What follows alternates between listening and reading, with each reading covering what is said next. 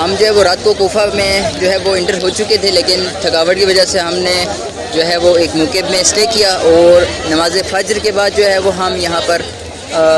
جو ہے وہ حضرت میثم تموار کا جو ہے وہ ہم نے ابھی تک جو ہے وہ زیارت کی ہے، جس کی ویڈیوز ہم بنا چکے ہیں۔ اور اسی طرح امام علی علیہ الصلوۃ والسلام کے گھر کے باہر کھڑے ہیں، یہ ویڈیو بھی ہم نے بنا لی ہے۔ اسی طرح ہم نے دارالعمارہ کے بارے میں بھی ویڈیو بنائی ہے، آپ کو میں دکھاتا ہوں، دیکھتے جائیں کہ کتنی بڑی تعداد جو ہے وہ،